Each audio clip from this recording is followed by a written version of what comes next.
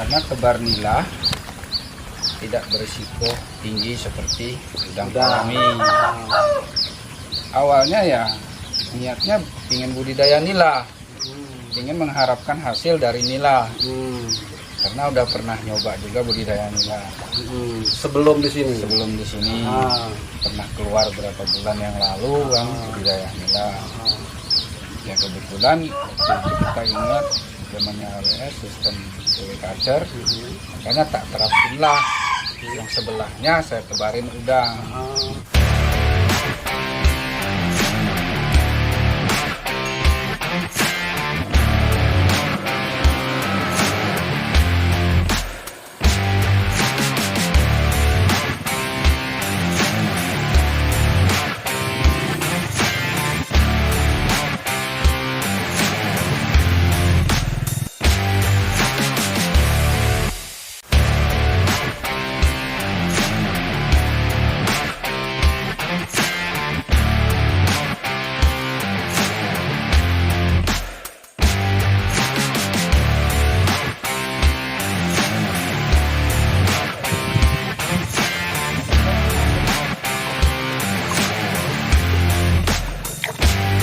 Oke, assalamualaikum warahmatullahi wabarakatuh. Selamat siang. Kita sekarang berada di Kampung Bumi Dipa Sena Makmur di jalur 38 Blok 10 nomor 9 di tempat Bapak Hadrul. Selamat siang Pak Hadrul. Selamat siang. Sehat ya? Alhamdulillah. Jadi senang sekali kami Pak Hadrul bisa berkunjung ke sini. Kami melihat sistem budidaya polyculture yang sudah diterapkan Pak Hadrul. Jadi kami berharap kita di sini bisa mendapatkan inspirasi untuk kawan-kawan pembudidaya udang faname pada umumnya, khususnya kita di Rawajitu Timur. Jadi apa kiatnya ini Pak Hadrul? Jadi kiat-kiatnya sebelum melakukan budidaya udang dengan versi tandon nila. Ya awalnya karena udah merasa 2 kali gagal. 2 kali gagal panennya? 2 kali gagal tebar udang faname, gagal. Hanya dapat minusnya aja. Nah, punya inisiatif pemikiran ya, karena tebar nila tidak berisiko tinggi seperti udang faname. Awalnya ya niatnya ingin budidaya nila, ingin mengharapkan hasil dari nila. Karena udah pernah nyoba juga budidaya nila. Sebelum di sini. Pernah keluar berapa bulan yang lalu kan budidaya nila. Ya kebetulan kita ingat zamannya AWS sistem culture, makanya tak terapin lah. Yang sebelahnya saya tebarin udang. Entah ini kebetulan atau memang udah ada rezekinya. Alhamdulillah kemarin di usia 70 hari lah ya. Lebaran berapa ya?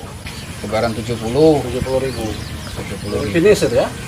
Terhitung finish karena melihat udangnya nggak begitu asik kayaknya kan, variasinya tinggi ya panen lah. Variasi tinggi. Ya mungkin dari faktor pembibitan benurnya juga ya. Mungkin bisa. Mungkin karena alamnya juga bisa kan. Penghujan ini. Jadi intinya setelah Pak Hadrul udah satu siklus ya hitungannya ya. Jadi setelah satu siklus melakukan budidaya tandon campur nila. Jadi ditambah udangnya nggak ada nilanya ya. Jadi awalnya murni udang. Awalnya murni udang. Cuman kemarin tak kasih lah berapa ekor. Berapa ekor setelah berapa hari udangnya? Ya setelah sebulan, di atas 1 bulan. Di atas 1 bulan ya. Jadi nggak terlalu banyak juga ya? Hanya beberapa ekor aja. Oh jadi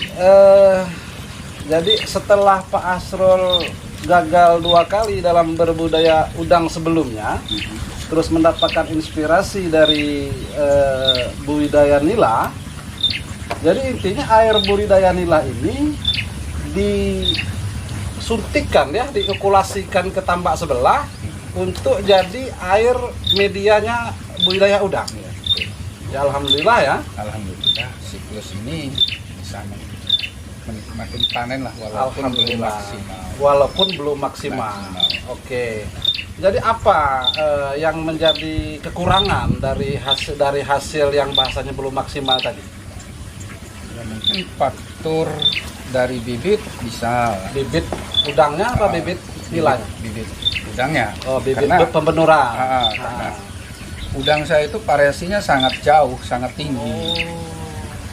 Makanya kemarin saya ngambil kesimpulan mending saya panen, karena juga saya ya merasa ketar-ketir juga Pak, karena yang lainnya udah pada ngelempang semua, udah guling semua. Ya, sebelum ada Ya. Dan masalah, barangnya juga udah layak dijual bahasanya itu ya. udah layak juga menurut saya ya 2 bulan seminggu waktu itu kan. 2 bulan seminggu. 2 bulan seminggu kena saya setuju 5. Dan selama 2 bulan seminggu itu hampir anggaplah tidak ada sama sekali masalah ya. Tidak ada masalah, tidak ada kendala. Berarti anggaplah sukses lah untuk periode siklus pertama itu ya. Sukses lah. Oke. Jadi jenis nila ini jenis yang bagaimana ini Pak Hadrol? Ini jenis nila monosek Yang monosek ya? yang tidak beranak. Oh iya. Monosek. Dari apa kelebihan nila monosek dengan nila yang lokal kita ini? Apa perbedaannya? Pembedanya kalau monosek itu dibikin jantan semua, Nggak bisa beranak. nggak bisa beranak. Oke. Otomatis ikan itu mudah ataupun cepat besarnya. Kalau menurut ilmunya katanya seperti itu. Katanya seperti itu karena kita nggak punya data ya.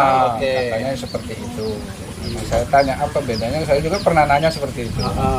Apa bedanya yang di mono atau yang tidak? Iya.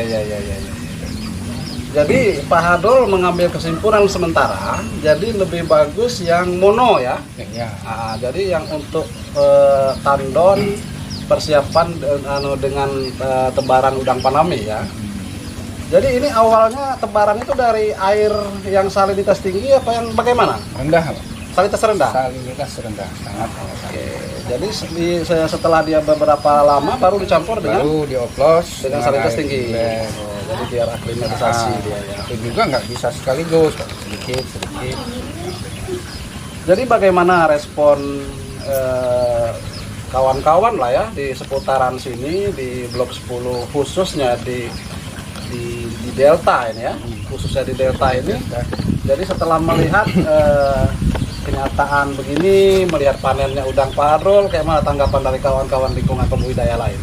Ya mereka memberi support sebenarnya. Respon ya. Itu. Selain itu juga mereka mulai mengikuti ya. Oh. Ada yang cuman keterbatasan dana mungkin, permodalan. mereka juga nggak bisa maksimal tebar ikannya.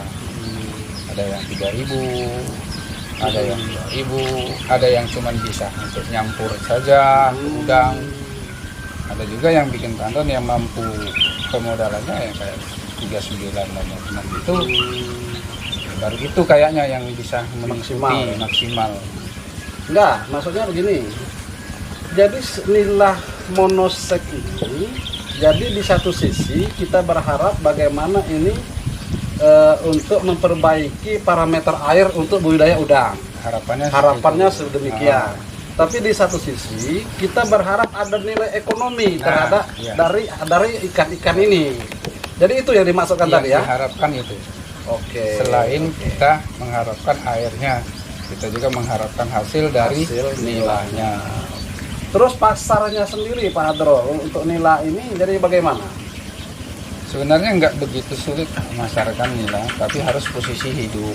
Mau berapa puluh ton juga mereka siap tampung. Harus hidup ya. Harus hidup. Kalau memang udah di atas tebaran 50.000, mereka juga siap masuk.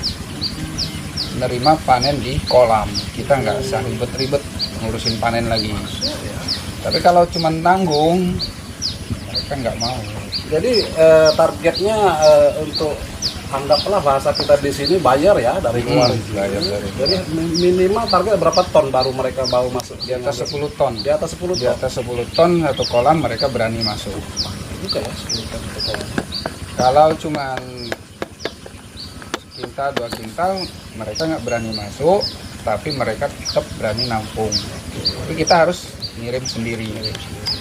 Harapan kita ke depan mungkin lebih baik lagi dan manajemennya mungkin lebih tertata kembali supaya bisa ditiru oleh kawan-kawan kita di khususnya di Rawajutu Timur ini. Oke, terima kasih. Erwin Sah P3W melaporkan dari Bumi di Pasir Aman.